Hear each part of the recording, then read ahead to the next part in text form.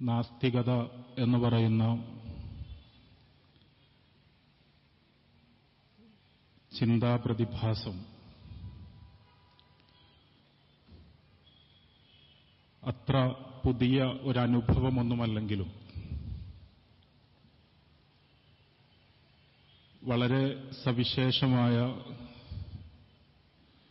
ചില പുതിയ ഭാവങ്ങളോടുകൂടി അത് നമ്മുടെ തെരുവുകളിൽ വന്നു ചേർന്നുകൊണ്ടിരിക്കുന്ന ഒരു കാലസന്ധിയെ പരിഗണിച്ചുകൊണ്ട്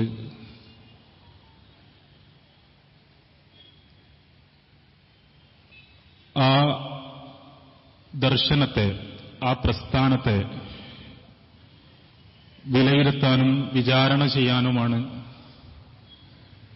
ഈ പരിപാടി കൊണ്ട് നമ്മൾ ഉദ്ദേശിക്കുന്നത്.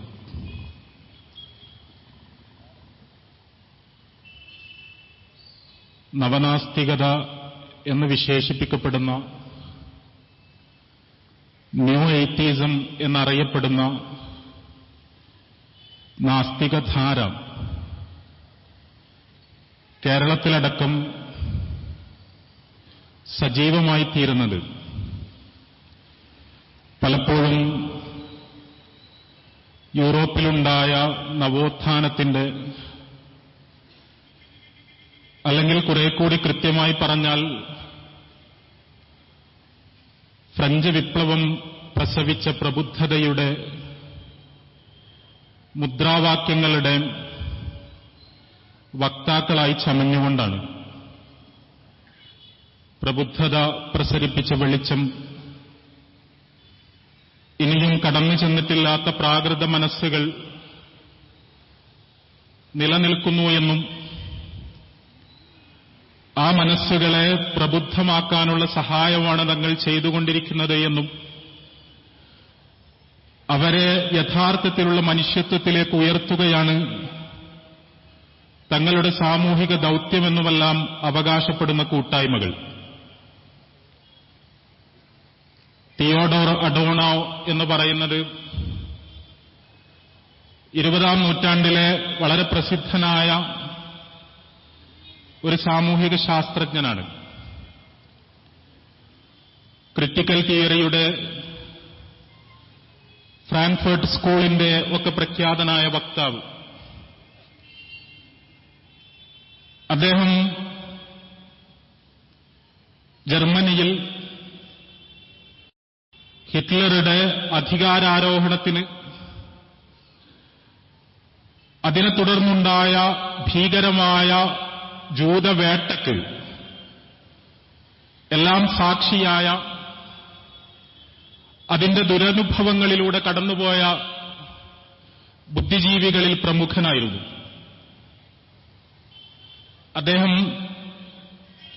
അദ്ദേഹത്തിന്റെ സുഹൃത്ത് മാക്സ് ഹോക്ക്ഹൈമറുമായി ചേർന്ന് 1940കളുടെ അവസാനത്തിൽ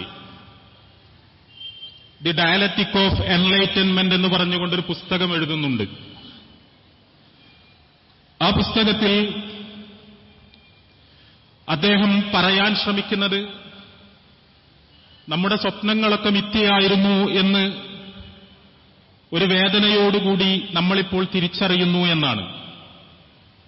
പ്രബുദ്ധതയുടെ ആരവം, അതുണ്ടാക്കിയ ചിന്താവിപ്ലവം, അത് മനുഷ്യന് കൊടുത്ത ബൗദ്ധികമായ പുതിയ തുറസ്സുകൾ ലോകത്തെ കൂടുതൽ സമാധാനപൂർണമായ ഒരിടമാക്കി തീർക്കുമെന്ന് നമ്മളൊക്കെ ആത്മാർത്ഥമായി പ്രത്യാശിച്ചിരുന്നുവെങ്കിൽ, മൊഡേണിറ്റി എന്ന് നമ്മൾ വിളിക്കുന്ന, ആധുനികത എന്ന് വിളിക്കുന്ന പുതിയ സാമൂഹിക സാഹചര്യം മനുഷ്യനെ നന്മ പഠിപ്പിക്കുമെന്ന് നമ്മൾ മനസ്സിലാക്കിയിരുന്നുവെങ്കിൽ, ഇതാ 20-ാം നൂറ്റാണ്ടിന്റെ മധ്യത്തിലിരുന്നു കൊണ്ട് ഞങ്ങൾക്ക് പൊട്ടിക്കരയേണ്ടി വരുന്നു ഇവിടെ കൂട്ടിയിടപ്പെട്ട കബന്ധങ്ങൾ നോക്കി എന്നാണ് അദ്ദേഹം പറയുന്നത്.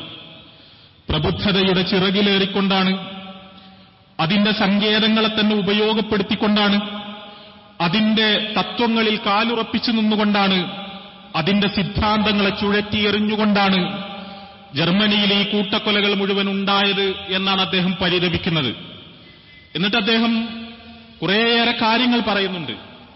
നമ്മളിപ്പോ ഇന്നത്തെ കാലത്ത് ഈ നവനാസ്തികത എന്ന് പറയുന്ന പ്രതിഭാസത്തെ നോക്കിക്കാണുമ്പോൾ അദ്ദേഹത്തിന്റെ നിരീക്ഷണങ്ങൾ വളരെ പ്രസക്തമാണ് എന്ന് എനിക്ക് തോന്നുന്നു. അദ്ദേഹം പറയുന്നത് യഹൂദർക്കെതിരെ വ്യാപകമായി വിദ്വേഷം അഴിച്ചുവിടപ്പെട്ടു. അതിന് പറയപ്പെട്ട കാരണങ്ങളുണ്ടായിരുന്നു. നമ്മൾ ആധുനിക കാലഘട്ടത്തിൽ ജീവിക്കുന്നു, നമ്മളൊരു നേഷൻ സ്റ്റേറ്റ് പടുത്തുയർത്തുന്നു, നമ്മളൊരു ദേശീയതയുണ്ടാക്കുന്നു. ആ ദേശീയതയിൽ ലയിച്ചു ചേരാൻ വിസമ്മതിച്ചുകൊണ്ട് വേറിട്ടൊരു സാംസ്കാരിക വ്യക്തിത്വവുമായി ഒരു ജനവിഭാഗം നിലനിൽക്കുന്നു. ആ ജനവിഭാഗം ദേശീയതയുടെ, ദേശരാഷ്ട്രത്തിന്റെ സാക്ഷാത്കാരത്തിനും കരുത്തിനും തടസ്സമാണ്. അതുകൊണ്ട് യഹൂദർ എന്ന് പറയുന്ന ഈ സാംസ്കാരിക അപരത്തെ ഇവിടെ നിന്ന് നീക്കം ചെയ്തുകൊണ്ട് മാത്രമേ ദേശീയതയ്ക്ക് തഴക്കാൻ കഴിയൂ, വളരാൻ കഴിയൂ എന്ന് ഒരു വശത്ത് ശക്തമായി പ്രചരിപ്പിച്ചുകൊണ്ടിരുന്നു. അതോടൊപ്പം ലോകത്തുണ്ടായ എല്ലാ പ്രശ്നങ്ങളുടെയും കാരണം യഹൂദന്മാരാണ് എന്ന ഒരു ചിത്രം സമർത്ഥമായി വരച്ചുവെച്ചു. ലോകത്ത് മനുഷ്യർ അനുഭവിച്ചുകൊണ്ടിരുന്ന പലതരത്തിലുള്ള പ്രതിസന്ധികളുണ്ടായിരുന്നു. ആ പ്രതിസന്ധികളുടെ എല്ലാം കാരണങ്ങൾ ജൂതന്മാരിലേക്ക് കൊണ്ടുപോയി ജൂതന്മാരെ വംശഹത്യ നടത്തുന്നത് ലോകത്തിന്റെ വിമോചനത്തിനു വേണ്ടിയാണ് എന്ന തരത്തിലുള്ള വർത്തമാനങ്ങളുണ്ടായി. എന്നിട്ട് അദ്ദേഹം പറയുന്നുണ്ട്, ഇത് പറഞ്ഞ ആളുകൾ, ഈ സിദ്ധാന്തങ്ങൾ പ്രചരിപ്പിച്ചവർ, യഹൂദ വംശഹത്യക്ക് കളമൊരുക്കിയവർ, അവർ ഏതെങ്കിലും മതത്തിന്റെ ഭാഷയിലല്ല ഇതൊന്നും സംസാരിച്ചത്. പക്ഷേ എനിക്കിപ്പോൾ തിരിച്ചറിയാനാകുന്നുണ്ട്, നൂറ്റാണ്ടുകളിലൂടെ, സഹസ്രാബ്ദങ്ങളിലൂടെ ക്രൈസ്തവ ലോകത്ത് നിറഞ്ഞു നിന്നിരുന്ന യഹൂദ വംശീയത വേഷം മാറി വന്നത് മാത്രമായിരുന്നു ഈ വർത്തമാനങ്ങൾ എന്ന്. അവർക്ക് ക്രിസ്തുമതത്തിൽ വിശ്വാസമില്ലായിരുന്നു. അവർ പ്രബുദ്ധതയുടെ വക്താക്കളായിരുന്നു. അവർ ആധുനികതയുടെ വക്താക്കളായിരുന്നു. അവർ ദേശീയതയുടെയും ദേശരാഷ്ട്രത്തിന്റെയും വക്താക്കളായിരുന്നു. പക്ഷേ ക്രിസ്തുമതത്തിലുള്ള വിശ്വാസം ചോർന്നു പോയപ്പോഴും ആ സമൂഹത്തിൽ നിലനിന്നിരുന്ന യഹൂദന്മാരെ അപരമായി കാണുന്ന യഹൂദവിരുദ്ധ വംശീയത അവരിൽ ജ്വലിച്ചു നിൽക്കുന്നുണ്ടായിരുന്നു. അത് മതേതരമായ ഭാഷയിൽ അവതരിപ്പിച്ചുകൊണ്ട് അവരവരുടെ ഹിംസ നേടിയെടുത്തു എന്ന് മാത്രമേയുള്ളൂ എന്ന് അദ്ദേഹം സൂചിപ്പിക്കുന്നുണ്ട്. നമ്മൾ നാസ്തികത എന്ന് പറയുന്ന പുതിയ പ്രതിഭാസത്തെ കാണുകയാണ്. ഈ നവനാസ്തിക പ്രതിഭാസത്തെ നിരീക്ഷിക്കുന്നവർക്കെല്ലാം മനസ്സിലാക്കാൻ കഴിയും, അതിന് മതത്തിൽ വിശ്വാസമില്ല എന്ന് പറയുമ്പോഴും അതിന് ഏതെങ്കിലും തരത്തിലുള്ള വിശ്വാസപരമായ ഓറിയന്റേഷൻ ഇല്ല എന്ന് പറയുമ്പോഴും യഥാർത്ഥത്തിൽ അത് നിലനിൽക്കുന്ന വംശീയമായ ചില വേരുകളുണ്ട് എന്ന് കൃത്യമായി നമുക്ക് മനസ്സിലാക്കാൻ കഴിയും. നവനാസ്തികത, നാസ്തികത എന്ന് നിരന്തരമായി പറഞ്ഞുകൊണ്ടിരിക്കുന്നുണ്ടെങ്കിലും കുരിശുയുദ്ധ മനോഭാവം അതിൽ തികട്ടി വന്നുകൊണ്ടിരിക്കുന്നത്, അതിൽ നിരന്തരമായി വളരെ പ്രത്യക്ഷമായി തന്നെ പുറത്തേക്ക് തലനീട്ടിക്കൊണ്ടിരിക്കുന്നത് യൂറോപ്പിൽ നൂറ്റാണ്ടുകളായി നിലനിന്ന ഇസ്ലാം വിരുദ്ധ പൊതുബോധത്തിന്റെ ബഹിസ്ഫുരണങ്ങൾ നാസ്തികതയുടെ പുതിയ കുപ്പായമിട്ടുകൊണ്ട് അതിലേക്ക് കടന്നുവരുന്നത്, ആ കുരിശുയുദ്ധ കാലത്തുണ്ടായിരുന്ന അന്ധമായ ഇസ്ലാം വിദ്വേഷം മതേതര മുഖമണിഞ്ഞുകൊണ്ട് അവിടെ പല്ലിളിച്ചു നിൽക്കുന്നത് നമുക്ക് കാണാൻ കഴിയും. ഇന്ത്യയുടെ സാഹചര്യത്തിലേക്ക് നമ്മൾ വന്നാൽ ഇവിടെ ഈ ഒരു മതത്തിലും ഒരു ദൈവത്തിലും ഞങ്ങൾക്ക് വിശ്വാസമില്ല എന്ന് പറയുമ്പോഴും മതേതരമായ ഒരു ഭാഷയിൽ സംസാരിക്കുമ്പോഴും ഇന്ത്യയിൽ ഇവിടെയുള്ള രണോത്സുക ദേശീയത അതിന്റെ മസിലു വരിപ്പിക്കാൻ ശ്രമിക്കുമ്പോൾ അതിലേക്ക് ചേർന്ന് നിന്നുകൊണ്ട് സാംസ്കാരികമായി ഇവിടെയുള്ള ഈ വർഗീയവാദത്തിന്റെ ഉള്ളിലേക്ക് കടന്നു നിന്നുകൊണ്ട് ഞങ്ങൾക്ക് ഹിന്ദു ദൈവങ്ങളിലും ഹിന്ദു മതത്തിലും ഹിന്ദു പാരമ്പര്യത്തിലും ഹിന്ദു ധർമ്മങ്ങളിലുമൊന്നും വിശ്വാസമില്ല, പക്ഷേ ഇന്ത്യയിൽ മുസ്ലിമിനെ അപരമായി കണ്ടുകൊണ്ട് മുസ്ലിമിനെ ഇന്ത്യയിൽ നിന്ന് നീക്കം ചെയ്യാനുള്ള ഈ രണോത്സുക ദേശീയതയുടെ യുദ്ധത്തിൽ ഞങ്ങൾ കൂടി അതിന്റെ ചൂളുകളായിത്തീരുന്നു, അതിലേക്ക് ചേർത്ത് നിൽക്കുന്നു എന്ന് പറയുന്ന തരത്തിലുള്ള വർത്തമാനം. യഥാർത്ഥത്തിൽ എനിക്ക് തോന്നുന്നത് ഈ ഇസ്ലാം വിരോധത്തിന്റെ വിഷം അതിൽ നിന്ന് അടർത്തി മാറ്റിയാൽ നവനാസ്തികത എന്ന് പറയുന്ന പ്രതിഭാസത്തെ നിർവചിക്കുക പോലും പ്രയാസകരമാണ് എന്നതാണ് യാഥാർത്ഥ്യം. യുക്തിവാദികളെ, പല രീതിയിലുള്ള യുക്തിവാദികളെ നമ്മൾ കണ്ടിട്ടുണ്ട്. പക്ഷേ യുക്തിവാദത്തിന്റെ മുഖം മൂടിയിട്ടുകൊണ്ട്, നാസ്തികതയുടെ കുപ്പായമണിഞ്ഞുകൊണ്ട് മുസ്ലിം വിരുദ്ധ വംശീയത അത് സാമ്രാജ്യത്വത്തിൽ നിന്ന് കടമെടുക്കുന്നതാണെങ്കിലും ഇന്ത്യൻ ഫാഷിസത്തിൽ നിന്ന് കടമെടുക്കുന്നതാണെങ്കിലും അതിന് ഒളിഞ്ഞു ചെന്നിരിക്കാനുള്ള പുതിയൊരു ഒളിയിടം മാത്രമായി പരിമിതപ്പെടുന്ന ഒരു നാസ്തികത എന്ന് പറയുന്നത് തീർച്ചയായും നമ്മൾക്ക് പുതിയൊരു അനുഭവമാണ്, നമ്മളുടെ ദുരനുഭവമാണ്. അങ്ങനെ തന്നെയാണ് ആ ഒരു രാഷ്ട്രീയ പരിസരം തിരിച്ചറിഞ്ഞുകൊണ്ട് തന്നെയാണ് കേരളത്തിൽ ഇപ്പോൾ ഉണ്ടായിക്കൊണ്ടിരിക്കുന്ന ഈ ചലനങ്ങളെ നമ്മൾ നോക്കിക്കാണേണ്ടത് എന്നാണ് ഞാൻ സൂചിപ്പിക്കുന്നത്. അതുകൊണ്ട് തന്നെ ഇത് മുസ്ലിങ്ങളെ മാത്രം ബാധിക്കുന്ന ഒരു പ്രശ്നമല്ല, അല്ലെങ്കിൽ കേരളത്തിലെ ഏതെങ്കിലും ജനവിഭാഗത്തെ മാത്രം ബാധിക്കുന്ന ഒരു പ്രശ്നമല്ല, മറിച്ച് കേരളത്തെ കേരളമല്ലാതാക്കി മാറ്റാൻ വേണ്ടി പരിശ്രമിച്ചുകൊണ്ടിരിക്കുന്ന ഫാഷിസത്തിന്റെയും സാമ്രാജ്യത്വ വെറുപ്പ് വ്യാപാരത്തിന്റെയും ചട്ടുകമായി പ്രവർത്തിച്ചുകൊണ്ടിരിക്കുന്ന വളരെ പ്രതിലോമപരമായ രാഷ്ട്രീയ ദൌത്യങ്ങൾ നമ്മളുടെ സമൂഹത്തിൽ നിർവഹിച്ചുകൊണ്ടിരിക്കുന്ന സാംസ്കാരിക കേരളം ഒറ്റക്കെട്ടായി ചെറുക്കേണ്ട ഒരു വിപത്താണിത് എന്നതാണ് യാഥാർത്ഥ്യം. നമ്മൾ ആലോചിച്ചു നോക്കുക. സ്വതന്ത്ര ചിന്ത എന്നാണ് ഇതിന്റെ നെറ്റിയിൽ ഒട്ടിച്ചു വെച്ചിരിക്കുന്നത്. എന്ത് സ്വതന്ത്ര ചിന്തയാണ് എന്ന് നമ്മൾക്ക് പലപ്പോഴും അത്ഭുതം തോന്നും. ഈ സ്വതന്ത്ര ചിന്തയുടെ സ്വാതന്ത്ര്യത്തിന്റെ ആഴമറിഞ്ഞാൽ അത് നമ്മൾക്ക് ചിരിക്കണോ കരയണോ എന്ന് പോലും അറിയില്ല. ഈ നവനാസ്തികർ എന്നറിയപ്പെടുന്ന ഈ സാമൂഹിക ധാര അവരുടെ കേരളീയമായ ഒരു പരിസരത്തെ തന്നെ നമ്മൾ ചികയുക. എവിടെ നിന്നാണ് ഇത് തുടങ്ങുന്നത്? എങ്ങനെയാണിത് മുന്നോട്ട് പോകുന്നത്? എവിടെ നിന്നാണ് അവർക്ക് ആവശ്യമുള്ള ഇൻപുട്ടുകൾ കിട്ടുന്നത്? റിച്ചർഡ് ഡോക്കിൻസ് എന്ന് പറയുന്ന അന്താരാഷ്ട്ര പ്രസിദ്ധനായ അന്താരാഷ്ട്ര തലത്തിലെ നവനാസ്തിക തരംഗത്തിന്റെ മുഖ്യശില്പി എന്ന് വിശേഷിപ്പിക്കാവുന്ന ശാസ്ത്രജ്ഞൻ, ആ ശാസ്ത്രജ്ഞന്റെ ഗോഡ് ഡെല്യൂഷൻ എന്ന് പറയുന്ന പുസ്തകം പുറത്തിറങ്ങുന്നു.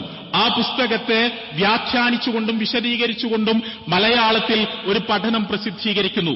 നമ്മൾ അറിയണം, റിച്ചർഡ് ഡോക്കിൻസ് എന്ന് പറയുന്നത് യഥാർത്ഥത്തിൽ ഇവരുടെ പ്രവാചകനാണ്. പ്രവാചകൻ പോലുമല്ല, യഥാർത്ഥത്തിൽ സാക്ഷാൽ പടച്ചവനാണ്. ഇവരൊന്നും അവർക്ക് വേണ്ടി സ്വന്തമായി ഒന്നും ചിന്തിക്കുന്നില്ല എന്നതാണ് യാഥാർത്ഥ്യം. ഇയാളുടെ ചിന്തകളെ അതേപോലെ പകർത്തിക്കൊണ്ട് അതിന്റെ ഒരു മെഗാഫോണായി മാറിക്കൊണ്ട് അത് കേരളത്തിലേക്ക് അക്ഷരം തെറ്റാതെ കൊണ്ടുവന്നുകൊണ്ട് അത് സദസ്സുകൾക്ക് മുന്നിൽ അവതരിപ്പിച്ചുകൊണ്ട് കേവലം ഒരു പരിഭാഷകന്റെ പണി മാത്രമെടുത്ത് അവിടെ ഇംഗ്ലീഷിൽ പ്രസിദ്ധീകരിക്കപ്പെടുന്ന ചിന്തകൾ അതേപോലെ മലയാളി പൊതുമണ്ഡലത്തിലേക്ക് കൊണ്ടുവരിക എന്ന് പറയുന്ന പ്രവർത്തനത്തിന്റെ പേരാണ് സ്വതന്ത്ര ചിന്ത. നിങ്ങൾക്കറിയുമോ, അയാൾ അവരുടെ പ്രവാചകനോ പടച്ചവനോ ആണ് എന്ന് ഞാൻ വെറുതെ പറയുന്നതല്ല.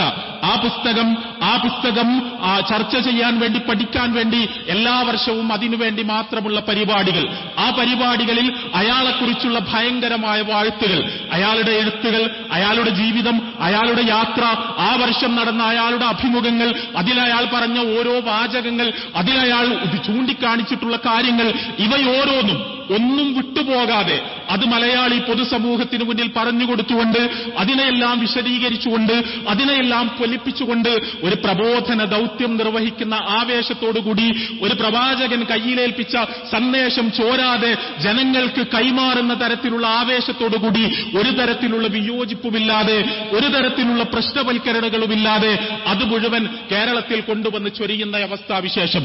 അവിടെ ഈ നവനാസ്തിക തരംഗം അന്താരാഷ്ട്ര തരത്തിൽ അമേരിക്കൻ സാമ്രാജ്യത്വം നടത്തുന്ന യുദ്ധങ്ങളുടെ കൂട്ടക്കുരുതികളുടെ എല്ലാം വക്താക്കളായി നിലനിൽക്കുമ്പോൾ അവയെല്ലാം അതേപോലെ പകർത്തിക്കൊണ്ട് കേരളത്തിൽ വന്ന് പ്രസംഗിക്കുന്ന സ്ഥിതിവിശേഷം. ഫിലസ്തീനിൽ അവിടെ ഇസ്രായേലിനോടുള്ള അന്ധമായ പക്ഷപാതം കൊണ്ട് ഗസ മുനമ്പിൽ കൂട്ടക്കൊല ചെയ്യപ്പെട്ടുകൊണ്ടിരിക്കുന്ന 10,000-കണക്കിന് കുഞ്ഞുങ്ങളുടെയും പെണ്ണുങ്ങളുടെയും കണ്ണുനീര് നോക്കി ആ കണ്ണുനീരിൽ നിന്ന് ആനന്ദം അനുഭവിക്കുന്ന, തികച്ചും അശ്ലീലമെന്ന് പോലും പറഞ്ഞാൽ അങ്ങനെ പോലും പറയാൻ വകുപ്പില്ലാത്ത പൈശാചികമായ രക്തദാഹത്തിന്റെ പേരായി യുക്തിവാദം പ്രബുദ്ധ കേരളത്തിന്റെ മണ്ണിൽ മാറിക്കൊണ്ടിരിക്കുന്ന ദുരവസ്ഥ.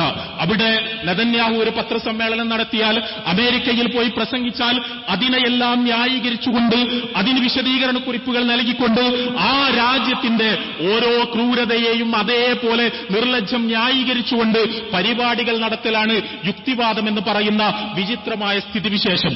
ഞാൻ സൂചിപ്പിക്കുന്നത് ഇത് സ്വതന്ത്ര ചിന്തയല്ല, ഒട്ടുമേ സ്വതന്ത്ര ചിന്തയല്ല.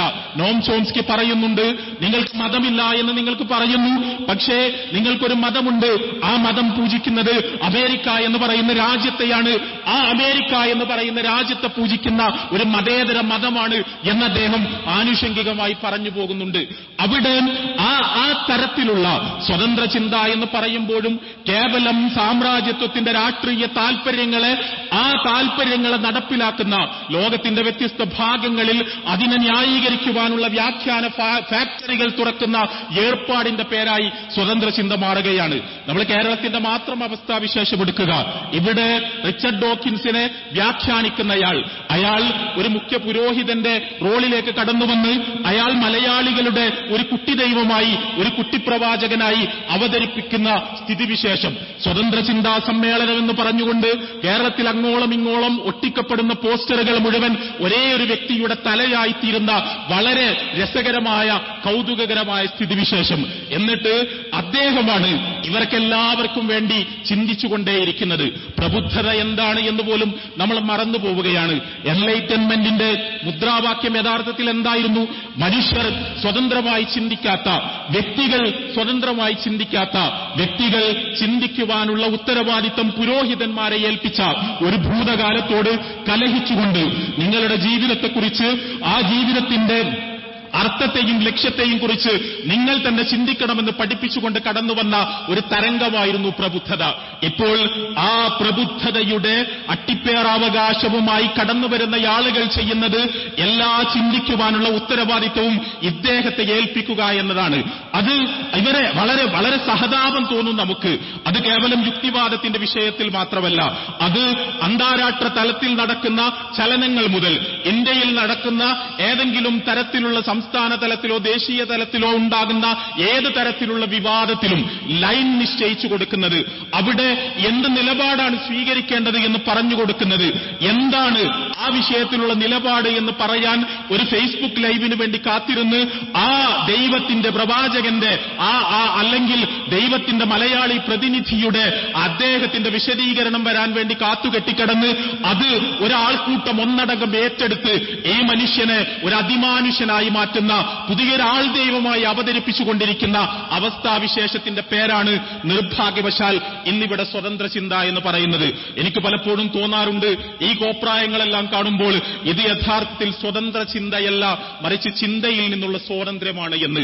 ചിന്തിക്കുവാൻ ഇഷ്ടമില്ലാത്ത, ബുദ്ധി ഉപയോഗിക്കുവാൻ ഇഷ്ടമില്ലാത്ത ബൗദ്ധിക വ്യവഹാരങ്ങളിൽ ഒരു തരത്തിലുള്ള വൈദഗ്ധ്യവും താൽപര്യവുമില്ലാത്ത, യഥാർത്ഥത്തിൽ ബുദ്ധിപരമായി അങ്ങേയറ്റം പാപ്പരായ, ബുദ്ധിപരമായ ചോദ്യങ്ങൾക്കും പ്രശ്നങ്ങൾക്കും ഉത്തരം കണ്ടെത്തുക അതീവ സാഹസികമാണ് എന്ന് തോന്നുന്ന ആളുകൾ, അവർക്ക് വേണ്ടി ചിന്തിക്കുവാനുള്ള ഉത്തരവാദിത്തം മുഴുവൻ ഔട്ട്സോഴ്സ് ചെയ്ത് അതിനുവേണ്ടി ഒരാളെ ഏൽപ്പിച്ച് അവരെല്ലാം ചിന്തയിൽ നിന്ന് സ്വാതന്ത്ര്യം നേടുന്നതിന്റെ പേരാണോ സ്വതന്ത്ര ചിന്ത എന്ന് തോന്നിപ്പോകുന്ന തരത്തിൽ നമ്മൾ ഈ ന്യൂ എയ്ത്തീസത്തെ പറ്റി പറയുമ്പോൾ ഞാൻ പറഞ്ഞു, ഇസ്ലാമിനെതിരെ ഭീഭത്സമായ ഭീകരമായ വെറുപ്പ് വ്യാപാരം നടത്തലാണ് ഈ നവനാസ്തികതയെ നിർവചിക്കുന്ന അവരുടെ അടിസ്ഥാനപരമായ ദൗത്യമെന്ന് ഞാൻ സൂചിപ്പിച്ചു.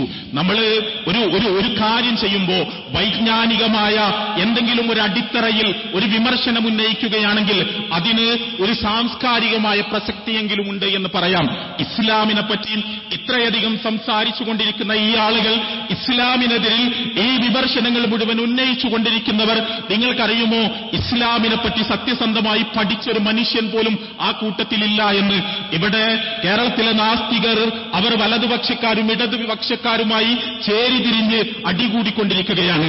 ഒരു വിഭാഗം മറ്റൊരു വിഭാഗത്തിന്റെ ഇസ്ലാമോ ഫോബിയക്കെതിരെ സംസാരിച്ചുകൊണ്ടിരിക്കുകയാണ്.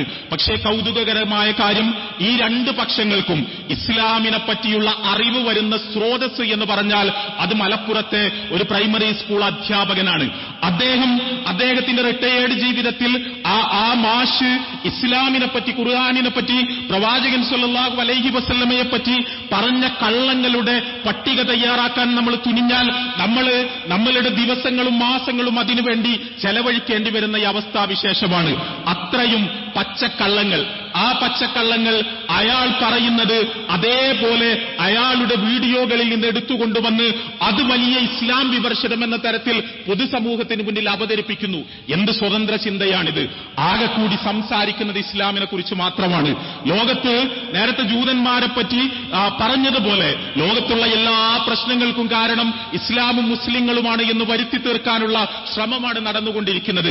എങ്കിൽ ആ വിഷയമെങ്കിലും ഒന്ന് സത്യസന്ധമായി പഠിക്കുവാൻ ഖുർആനും ഹദീസുകളുമെല്ലാം അതിന്റെ മൂലസ്രോതസ്സുകളിലേക്ക് പോയി പരിശോധിക്കുവാൻ, മുസ്ലിം പണ്ഡിത പാരമ്പര്യവുമായി എൻഗേജ് ചെയ്യുവാൻ, അങ്ങനെ ഇന്റലക്ച്വലി അക്കാഡമിക്കായി ആ തരത്തിലുള്ളൊരു പഠനത്തിന് മുതിരുവാൻ, അതിനുപോലും സന്മനസ്സില്ലാതെ, അതിനുപോലും സാവകാശമില്ലാതെ ഈ തരത്തിൽ ഇസ്ലാമിനെ പറ്റി കള്ളങ്ങൾ മാത്രം പറയുന്ന ഒരാളെ സ്രോതസ്സായി സ്വീകരിച്ചുകൊണ്ട്, അത് അന്ധമായി എടുത്തുകൊണ്ട്, അത് അതേപോലെ കൊണ്ടുവന്ന് പ്രസംഗങ്ങളിലേക്കും എഴുത്തുകളിലേക്കും കൊണ്ടുവന്ന് സ്വതന്ത്ര ചിന്ത എന്ന് തങ്ങളുടെ പ്രസ്ഥാനത്തിന് പേരിടുന്നതിന്റെ വിധിവൈപരീത്യം, അത് എന്തുമാത്രം ഭീകരമാണ് എന്ന് നമ്മൾ ആലോചിച്ചു നോക്കുക. ഞാൻ അതിന്റെ വിശദാംശങ്ങളിലേക്കൊന്നും കടന്നു പോവുകയല്ല. ഇവിടെ ഈ നവനാസ്തിക പ്രതിഭാസത്തെ നമ്മൾ പരിശോധിക്കുമ്പോൾ നമുക്ക് കാണാൻ കഴിയും, അവരുടെ വർത്തമാനങ്ങളിൽ, അവരുടെ എഴുത്തുകളിൽ, അവരുടെ പരിപാടികളിലെല്ലാം ആവർത്തിച്ച് മുഴങ്ങിക്കേൾക്കുന്ന പദം ശാസ്ത്രം എന്ന പദമാണ്. നമ്മൾ ശാസ്ത്രത്തിന്റെ വക്താക്കളാകണം, നമ്മൾ സയൻസിന്റെ വക്താക്കളാകണം. സമൂഹത്തിൽ സയൻസിനെ പറ്റിയുള്ള അവബോധം വർദ്ധിപ്പിക്കുവാനും ശാസ്ത്രീയമായ ചിന്താരീതി ജനങ്ങൾക്കുണ്ടാക്കി കൊടുക്കാനും വേണ്ടിയാണ് ഞങ്ങൾ പരിശ്രമിച്ചുകൊണ്ടിരിക്കുന്നത് എന്ന് പറയുന്നു ഇവർ. യഥാർത്ഥത്തിൽ ഇവരുടെ കൂട്ടത്തിൽ ശാസ്ത്രം പഠിച്ചവർ തുലോം തുച്ഛമാണ് എന്നും അവരുടെ പ്രസംഗകരിൽ മിക്കവരും ശാസ്ത്രത്തിൽ പ്രത്യേകമായ ഒരു വിദ്യാഭ്യാസമില്ലാത്ത, ഒരു ബാക്ക്ഗ്രൗണ്ട് ഇല്ലാത്ത ആൾക്കാരാണ് എന്നതും, ഇവരാരും ശാസ്ത്രജ്ഞന്മാരല്ല, സയന്റിസ്റ്റുകളല്ല എന്നുമുള്ള വസ്തുതകൾ അവിടെ നിൽക്കട്ടെ. പക്ഷേ അതിനപ്പുറത്ത് ശാസ്ത്രത്തെക്കുറിച്ചുള്ള അവരുടെ ധാരണകൾ പോലും എന്തുമാത്രം പ്രതിലോമപരമാണ് എന്ന് നമ്മളൊന്ന് വിശകലനം ചെയ്തു നോക്കുക. നമ്മൾ സയന്റിസം എന്ന വാക്ക് കേട്ടിട്ടുണ്ടാകും. സയന്റിസം എന്ന വാക്ക് നമ്മൾ അത് മുമ്പൊക്കെ വളരെ നെഗറ്റീവായ ഒരു അർത്ഥത്തിലാണ്, തീരെ ബുദ്ധിപരമായ ആഴമില്ലാത്ത ആളുകളുടെ വിശകലന രീതിയെ സൂചിപ്പിക്കുവാൻ വേണ്ടിയാണ് പലപ്പോഴും ഉപയോഗിച്ചിരുന്നത് എങ്കിൽ, ഇപ്പോൾ ഈ നവനാസ്തിക സംഘങ്ങൾ ഈ പദത്തെ എടുത്തുകൊണ്ടുവന്നുകൊണ്ട് അതിനെ ഒരു അലങ്കാരം പോലെ, ഒരു ആഭരണം പോലെ അവരുടെ ശരീരത്തിൽ അണിഞ്ഞുകൊണ്ട് അതാണ് തങ്ങളുടെ രീതിശാസ്ത്രം എന്ന് പറയുന്ന അവസ്ഥയിലേക്ക് വന്നുകൊണ്ടിരിക്കുന്നു. സയന്റിസം എന്ന് പറഞ്ഞാൽ എന്താണ്? അത് വളരെ ലളിതമാണ് കാര്യം. ലോകത്തെ ഏത് ചോദ്യത്തിന് ഉത്തരം കണ്ടെത്താനും, ലോകത്തിലെ ഏത് പ്രശ്നത്തെ മനസ്സിലാക്കാനും, ഏത് പ്രതിഭാസത്തെ വിശദീകരിക്കുവാനും ശാസ്ത്രം കൊണ്ട് കഴിയുമെന്ന ധാരണക്കാണ് യഥാർത്ഥത്തിൽ സയന്റിസം എന്ന് പറയുന്നത്. നമ്മൾ ഈ നവനാസ്തികരുടെ പ്രസംഗങ്ങൾ നിങ്ങൾ ശ്രദ്ധിക്കുക. അത് പൂർവ്വകാലക്കാരായ സ്വതന്ത്ര ചിന്തകരായി അറിയപ്പെട്ട മനുഷ്യരുടെ എഴുത്തുകൾ പോലെയല്ല. അത് തോമസ് പെയിനെയോ ഇംഗർസോളിനെയോ ബർട്രൻ റസലിനെയോ പോലുള്ളവരുടെ രചനകൾ പോലെ പോലുമല്ല ഇവരുടെ വർത്തമാനങ്ങൾ. ഇവർ പറയുന്നത് ഞങ്ങൾ ശാസ്ത്രം മാത്രം ഉപയോഗിച്ച് സംസാരിക്കും എന്നാണ്. ശാസ്ത്രം മാത്രം ഉപയോഗിച്ച് സംസാരിക്കുന്നവരുടെ പ്രസംഗങ്ങളിൽ എന്താണ് കടന്നു വരേണ്ടത്? ചലന നിയമങ്ങളാണ് കടന്നു വരേണ്ടത്, കോശത്തിന്റെ ഘടനയാണ് കടന്നു വരേണ്ടത്, അവരുടെ സംസാരങ്ങളിൽ രസതന്ത്രത്തിന്റെ പാഠങ്ങളാണ് കടന്നു വരേണ്ടത്. പക്ഷേ ഇവരുടെ സംസാരങ്ങളിൽ കടന്നു വരുന്നത് അതൊന്നുമല്ല. അവരുടെ സംസാരങ്ങളിൽ കടന്നു വരുന്നത് പടച്ചോനില്ല എന്ന പരാമർശമാണ്. അവരുടെ സംസാരങ്ങളിൽ കടന്നു വരുന്നത് പ്രവാചകൻ സ്വല്ലല്ലാഹു അലൈഹി വസല്ലം പ്രവാചകനല്ല എന്ന ആരോപണമാണ്. അവരുടെ സംസാരങ്ങളിൽ കടന്നു വരുന്നത് ഖുർആൻ ദൈവികമല്ല എന്ന വാദമാണ്. അവരുടെ സംസാരങ്ങളിൽ കടന്നു വരുന്നത് ഇസ്ലാം ഭീകരവാദമാണ് എന്ന കള്ളപ്രചാരണമാണ്. ഇതെന്ത് ശാസ്ത്രമാണ്? ഏത് കാലത്താണ് ഇതൊക്കെ ശാസ്ത്രത്തിന്റെ വിഷയമായി തീർന്നത്? ഈ പ്രപഞ്ചത്തിന് പിന്നിൽ ഒരു സ്രഷ്ടാവില്ല എന്ന് പറയാൻ ശാസ്ത്രം, ഈ പ്രപഞ്ചം മരിച്ചതിനു ശേഷം നമ്മൾക്കൊരു ജീവിതമില്ല എന്ന് പറയാൻ ശാസ്ത്രം, ധർമാധർമ്മങ്ങളെക്കുറിച്ചാണ് പിന്നെ ചർച്ച. ഏതാണ് തെറ്റ്, ഏതാണ് ശരി, മൊറാലിറ്റിയാണ് ഇവരുടെ ചർച്ചയുടെ വിഷയം. അതിനും ശാസ്ത്രം. ഇതെന്ത് ശാസ്ത്രമാണ്? പദാർത്ഥത്തെക്കുറിച്ച്, പ്രപഞ്ചത്തെക്കുറിച്ച്, ഭൗതിക വസ്തുവിനെക്കുറിച്ച്, ഊർജത്തെക്കുറിച്ച്, പിണ്ഡത്തെക്കുറിച്ച് നമ്മൾ പഠിക്കുന്നതാണ് ശാസ്ത്രമെങ്കിൽ ആ ശാസ്ത്രത്തിന്റെ മേഖലയല്ല പദാർത്ഥാതീതമായ ഇത്തരത്തിലുള്ള ആശയങ്ങളെക്കുറിച്ച് ചർച്ച ചെയ്യൽ എന്ന് ആർക്കു പറയാം? ശാസ്ത്രത്തിന് ശാസ്ത്രത്തിന്റേതായ മേഖലയുണ്ട്. ഇത് ശാസ്ത്രത്തിന്റെ മഹത്വം പ്രസംഗിച്ചുകൊണ്ടേയിരിക്കുന്നു. എന്നിട്ട് ശാസ്ത്രം ഉപയോഗിച്ച് ഒരിക്കലും പറയാൻ കഴിയാത്ത കാര്യങ്ങൾ ശാസ്ത്രത്തിന്റെ പേരിൽ പറഞ്ഞുകൊണ്ടിരിക്കുന്നു. ഒരു തീപ്പെട്ടിക്കോലിന് അതിന്റെ ധർമ്മമുണ്ട്, അതിന്റെ ദൗത്യമുണ്ട്, അതത് സുന്ദരമായി ചെയ്യും. തീപ്പെട്ടിക്കോലിന്റെ മഹത്വത്തെക്കുറിച്ച് എനിക്ക് പ്രസംഗിക്കാൻ കഴിയും. അത് വിചാരിച്ച് എനിക്കൊരു ബക്കറ്റ് വെള്ളം ആവശ്യമുണ്ടാകുമ്പോൾ ആ തീപ്പെട്ടിക്കോലുമായി ഞാൻ ആ വെള്ളത്തിന് ശ്രമിക്കുന്നത് അത് എന്റെ മഠയത്തരമാണ്, അത് തീപ്പെട്ടിക്കോലിന്റെ കുഴപ്പമല്ല. ഇവിടെയും ഇത് ശാസ്ത്രത്തിന്റെ കുഴപ്പമല്ല. ഞാൻ പറയുന്നത് ഇവർ പ്രസംഗിക്കുന്നത് ശാസ്ത്രമല്ല, തത്വശാസ്ത്രമാണ്. ഇവർ പ്രസംഗിക്കുന്നത് ഫിലോസഫിയാണ്. ഇവർ പ്രസംഗിക്കുന്നത് മെറ്റാഫിസിക്സ് ആണ്. ഇപ്പറഞ്ഞ വിഷയങ്ങളൊന്നും തന്നെ യഥാർത്ഥത്തിൽ സയൻസിന്റെ വിഷയങ്ങളല്ല. അവിടെ ശാസ്ത്രത്തിന്റെ വ്യാജ ലേബലൊട്ടിച്ചുകൊണ്ട്, ശാസ്ത്രത്തിന്റെ വ്യാജ മേൽവിലാസത്തിൽ തത്വശാസ്ത്രം പ്രസംഗിച്ചുകൊണ്ടിരിക്കുന്നു. എന്നാൽ തത്വശാസ്ത്രത്തിൽ തങ്ങൾക്ക് യാതൊരു വിവരവും വിദ്യാഭ്യാസവുമില്ല എന്ന് അവർ തന്നെ ഇടയ്ക്കിടെ സമ്മതിച്ചുകൊണ്ടിരിക്കുകയും ചെയ്യുന്നു. തത്വശാസ്ത്രം ഞങ്ങളുടെ വിഷയമല്ല, ഞങ്ങളതിനെ നിരാകരിക്കുന്നു എന്ന് പറഞ്ഞുകൊണ്ടേയിരിക്കുകയാണ് അവർ. ഈ ഒരു പരിസരത്തിൽ നിന്നുകൊണ്ട് ഇസ്ലാം ഈ വിഷയത്തിൽ പറയുന്ന കാര്യം വളരെ ലളിതമാണ് എന്ന് നമ്മൾ മനസ്സിലാക്കണം. ഇസ്ലാമിനെ സംബന്ധിച്ചിടത്തോളം പ്രപഞ്ചരക്ഷിതാവായ അള്ളാഹുവിന്റെ അസ്തിത്വത്തെ സ്ഥാപിക്കുവാൻ ശാസ്ത്രത്തിന്റെയോ തത്വശാസ്ത്രത്തിന്റെയോ ആവശ്യമുണ്ട് എന്ന് തന്നെ ഇസ്ലാം വിചാരിക്കുന്നില്ല. ഇസ്ലാം വളരെ ലളിതമായിട്ടാണ് ഈ കാര്യങ്ങൾ പറയുന്നത്. പ്രപഞ്ചത്തിനൊരു രക്ഷിതാവുണ്ട് എന്ന യാഥാർത്ഥ്യം ഒരു മനുഷ്യന് മനസ്സിലാകാൻ അതിന് തർക്കശാസ്ത്രത്തിന്റെ ഊരാക്കുടുക്കുകളിലൂടെ കടന്നു പോകേണ്ട കാര്യമില്ല. അതിന് തത്വശാസ്ത്രത്തിന്റെ തത്വചിന്തയുടെ ആഴങ്ങളിലേക്ക് കടന്നു പോകേണ്ട കാര്യമില്ല. അതിന് ശാസ്ത്രത്തിന്റെയും വലിയ പടവുകൾ കയറേണ്ട കാര്യമില്ല.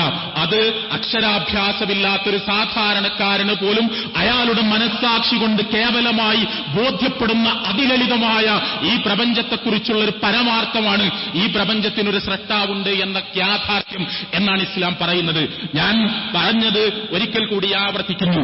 പ്രപഞ്ചത്തിനൊരു രക്ഷിതാവുണ്ട് എന്ന യാഥാർത്ഥ്യം മനസ്സിലാക്കാൻ ശാസ്ത്രത്തിന്റെയോ തത്വശാസ്ത്രത്തിന്റെയോ ആവശ്യമില്ല എന്ന് ഏത് സാധാരണക്കാരനായ മനുഷ്യനും അവന്റെ സഹജാവബോധം കൊണ്ട് തന്നെ അത് മനസ്സിലാകുമെന്ന്, അവന്റെ മനസ്സിൽ, അവന്റെ ആത്മാവിൽ അള്ളാഹു സൃഷ്ടിച്ച ഫിത്രത്ത് എന്ന് പറയുന്ന ശുദ്ധ പ്രകൃതിയുടെ ഭാഗമായി പടച്ചവനെക്കുറിച്ചുള്ള ബോധം അവനിൽ നിലീനമായി കിടക്കുന്നുണ്ടാകുമെന്ന്, അതിന് വലിയ തരത്തിലുള്ള ബൗദ്ധിക വ്യായാമങ്ങളൊന്നും തന്നെ ആവശ്യമില്ല എന്ന് ഇസ്ലാം വളരെ കൃത്യമായി തന്നെ ചൂണ്ടിക്കാണിക്കുന്നു. ഫഅഖിം വജ്ഹക ലിദ്ദീനി ഹനീഫ, നീ നിന്റെ മുഖം ഈ മതത്തിലേക്ക് വക്രതയില്ലാതെ തിരിച്ചു വെക്കുക.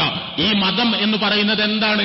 ഫിത്രത്തല്ലാഹില്ലത്തി ഫത്തറന്നാസ അലൈഹ, മനുഷ്യരെ അള്ളാഹു സൃഷ്ടിച്ച് സംവിധാനിച്ച ആ ശുദ്ധ പ്രകൃതിയില്ലേ, ആ ശുദ്ധ പ്രകൃതിയാണ് യഥാർത്ഥത്തിൽ ഈ മതം. ലാ തബ്ദീല ലിഖൽഖില്ല, അള്ളാഹുവിന്റെ സൃഷ്ടി വ്യവസ്ഥയിൽ ഒരു തരത്തിലുള്ള മാറ്റങ്ങളും ഉണ്ടാകുന്നില്ല, അതിലൊരു തരത്തിലുള്ള അഴിമതിയും നടക്കുന്നില്ല. ലോകത്തെ കോടാനുകോടി മനുഷ്യർ മുഴുവൻ അവരുടെ ശുദ്ധ പ്രകൃതിയിൽ ഈ പ്രപഞ്ചത്തെ നിരീക്ഷിക്കുന്നതോടുകൂടി ഇതിന് പിന്നിലൊരു മഹാസ്രഷ്ടാവുണ്ട് എന്നവർക്ക് മനസ്സിലാകും. എന്റെ സ്വന്തം ശരീരത്തിലേക്ക് നോക്കിയാൽ, നിങ്ങളുടെ ശരീരങ്ങളിലേക്ക് നോക്കിയാൽ, ഇവിടെയുള്ള ദശലക്ഷക്കണക്കിന് ജീവജാതികളിലേക്ക് നോക്കിയാൽ, ഈ മഹാപ്രപഞ്ചത്തിന്റെ അനന്തവിഹായസിലേക്ക് കണ്ണയച്ചാൽ, നമ്മൾ പദാർത്ഥത്തെക്കുറിച്ച്, പദാർത്ഥത്തിന്റെ അടിസ്ഥാന കണങ്ങളെക്കുറിച്ച് നമ്മൾ മനസ്സിലാക്കിയിട്ടുള്ള കാര്യങ്ങളെക്കുറിച്ച് ആലോചിച്ചാൽ, ആ പ്രപഞ്ച സ്രഷ്ടാവിന്റെ സംവിധായകന്റെ മഹത്വം കൂടുതൽ കൂടുതൽ നമ്മൾക്ക് ബോധ്യപ്പെട്ടുകൊണ്ടേയിരിക്കും. ഞാൻ സൂചിപ്പിക്കുന്നത് ഇത്ര ലളിതമായൊരു കാര്യമാണിത്. ആ കാര്യത്തെയാണ് മനസ്സിൽ നിന്ന് ചുരണ്ടി ഒഴിവാക്കാൻ വേണ്ടി പരിശ്രമിച്ചുകൊണ്ടിരിക്കുന്നത്.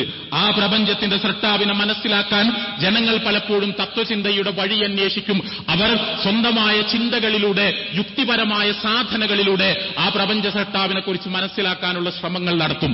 അവിടെ ഇസ്ലാം ഇടപെട്ടുകൊണ്ട് പറയുക, ആ പ്രപഞ്ച സ്രഷ്ടാവിനെ കുറിച്ച് മനസ്സിലാക്കാൻ, അവന്റെ ഗുണവിശേഷണങ്ങൾ എന്തൊക്കെയാണ് എന്നറിയാൻ, അവനെ എങ്ങനെയാണ് ആരാധിക്കേണ്ടത് എന്ന് മനസ്സിലാക്കാൻ, അവനിൽ നിന്നുള്ള ഹിദായത്ത് എന്താണ്, എന്താണ് ധർമ്മം, എന്താണ് അധർമ്മം, എങ്ങനെയാണ് ഭൂമിയിൽ ജീവിക്കേണ്ടത്, എങ്ങനെയാണ് മരണാനന്തര ലോകത്ത് രക്ഷപ്പെടേണ്ടത് എന്ന് മനസ്സിലാക്കാൻ നിങ്ങളുടെ സ്വന്തമായ പര്യാലോചനകൾ കൊണ്ട് കഴിഞ്ഞുകൊള്ളണമെന്നില്ല. അവിടെയാണ് പ്രവാചകന്മാരുടെയും വേദഗ്രന്ഥങ്ങളുടെയും പ്രസക്തി. ആ പ്രവാചകന്മാർ നിങ്ങൾക്ക് മുമ്പിൽ കടന്നു വന്നുകൊണ്ട് ഇത് വിശദീകരിച്ചു തരുന്നു. പടച്ച തമ്പുരാൻ തന്നെ ആ ദൗത്യം നിർവഹിക്കുന്നു. അവനിൽ നിന്ന് നേരിട്ടാണ് നിങ്ങൾ ആ അറിവുകൾ സ്വീകരിക്കേണ്ടത്. ആ അറിവുകൾ നിങ്ങൾ സ്വീകരിച്ചാൽ ഒരു തരത്തിലുള്ള ആശയക്കുഴപ്പവും നിങ്ങൾക്കുണ്ടാവുകയില്ല.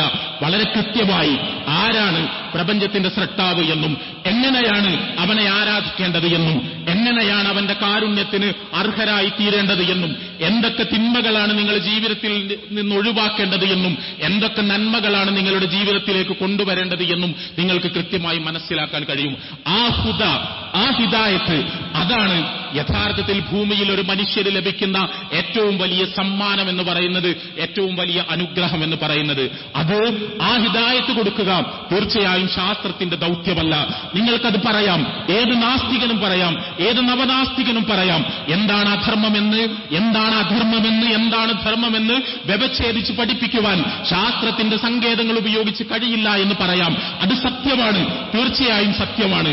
ഞാൻ കാശ് കൊടുത്ത് ഒരു പാക്കറ്റ് ബ്രെഡ് വാങ്ങുന്നു, ആ ബ്രെഡും ഞാൻ മോഷ്ടിച്ച ബ്രെഡും തമ്മിലുള്ള വ്യത്യാസം എന്താണെന്ന് കെമിക്കൽ പരീക്ഷണത്തിലൂടെ, അതിന്റെ രസതന്ത്രപരമായ പരീക്ഷണങ്ങളിലൂടെ ഇവ തമ്മിൽ എന്തെങ്കിലും വ്യത്യാസമുണ്ട് എന്ന് സ്ഥാപിക്കുവാൻ ഒരാൾക്കും കഴിയില്ല.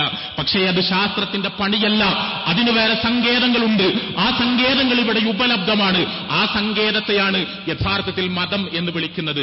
അതുപോലും മനസ്സിലാകാതെ എന്താണ് ശാസ്ത്രമെന്നോ, എന്താണ് അതിന്റെ ദൗത്യമെന്നോ, എന്തിനു വേണ്ടിയാണ് അത് ഉപയോഗിക്കേണ്ടത് എന്നോ, എന്താണ് അതിനെ കൊണ്ട് കഴിയാത്തത് എന്നോ മനസ്സിലാകാതെ ഒരു മന്ത്രജപം പോലെ ശാസ്ത്രം ശാസ്ത്രം ശാസ്ത്രം എന്ന് പറഞ്ഞുകൊണ്ടിരിക്കുകയും എന്നാൽ ശാസ്ത്രത്തെക്കുറിച്ച് യാതൊരു ധാരണയുമില്ലാതിരിക്കുകയും ചെയ്യുന്ന ഇത്രയും ഉപരിപ്ലവതയുടെ, ബൗദ്ധിക ഉപരിപ്ലവതയുടെ കൊടുമുടി കയറിയ ഒരു സംഘമായി, ഒരു പരിഹാസ്യ കഥാപാത്രങ്ങളായി കേരളീയ പൊതുമണ്ഡലത്തിലേക്ക് ഇത് കടന്നു വരുന്നു എന്നാണ് ഞാൻ സൂചിപ്പിക്കുന്നത്. തീർച്ചയായും ഇവിടെ ഈ പുതിയ കാലഘട്ടത്തിൽ അതിന് സ്വീകാര്യത ലഭിക്കുന്നുണ്ടാകാം.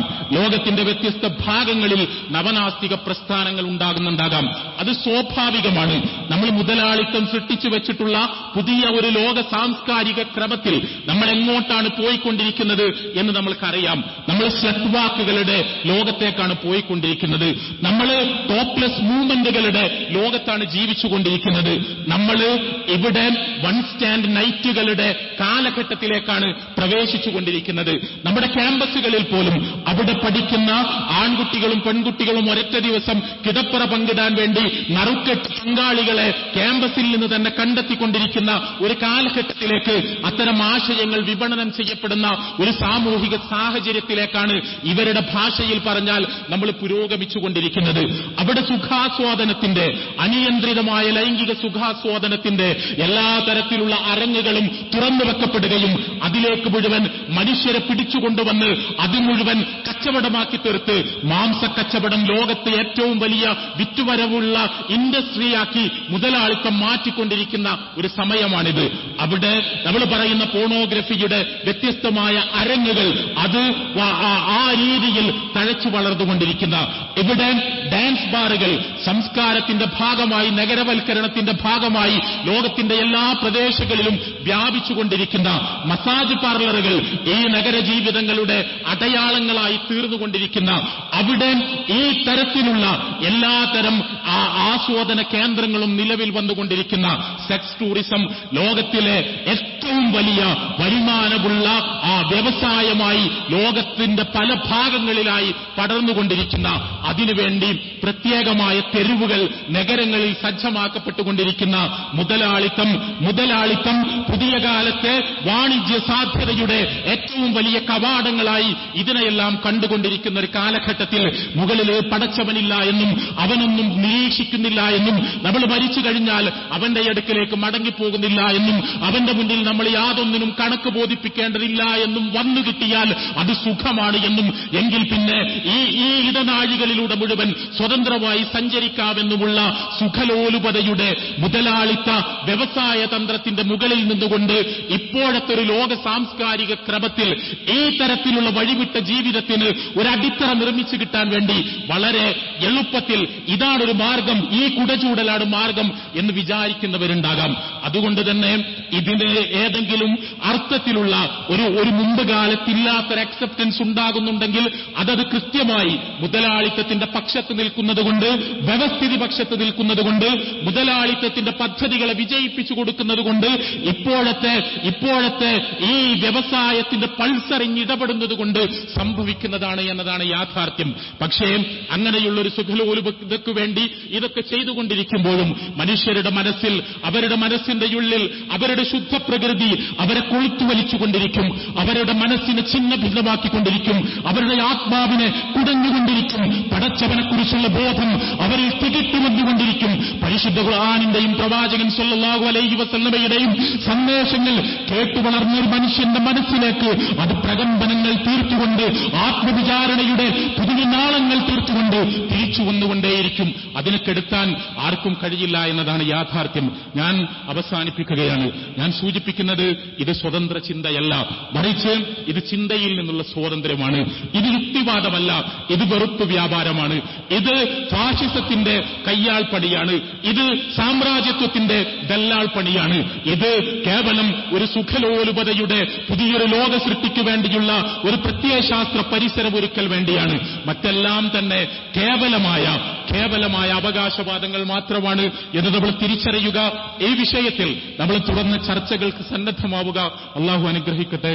വാഹിർ ദഅ്വാനാ അൽഹംദുലില്ലാഹി റബ്ബിൽ ആലമീൻ. അസ്സലാമു അലൈക്കും വറഹ്മത്തുള്ളാഹി.